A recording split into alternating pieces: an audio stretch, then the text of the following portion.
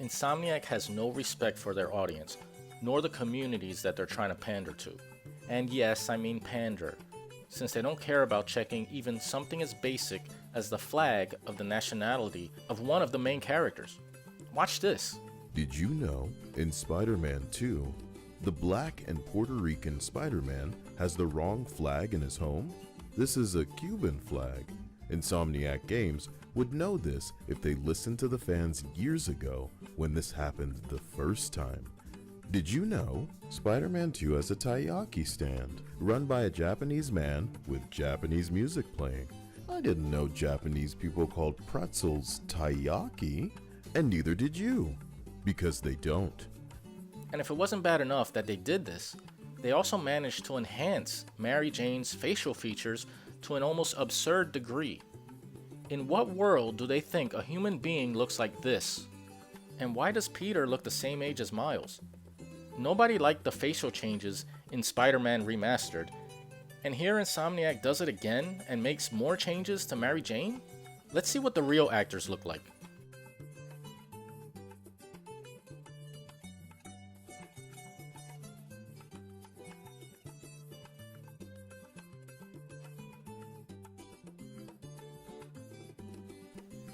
Interesting. And if it wasn't said before, the stealth missions are back. The part of the first game that no one really enjoyed, but only tolerated. You gotta have something for Mary Jane to do, right? In this Spider-Man game, can't play Spider-Man all the time. In the Spider-Man game, and we're still supporting Black Lives Matter? After what we know about them? Okay. You do you, boo-boo. Do you, boo-boo. Do you, boo-boo.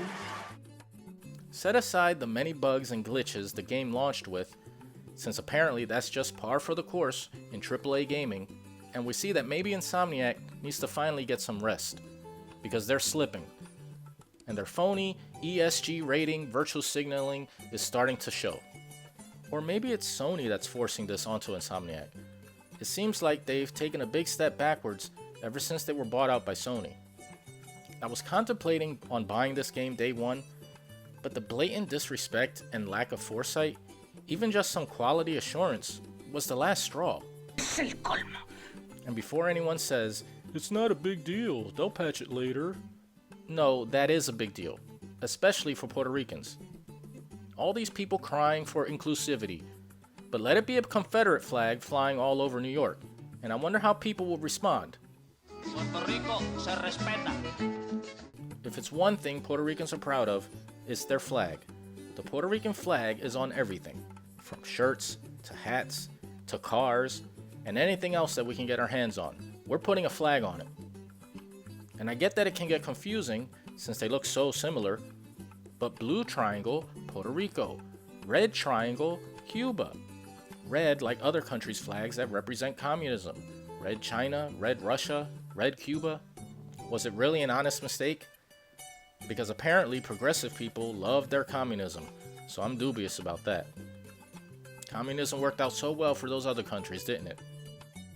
But is this what you get for $70 now?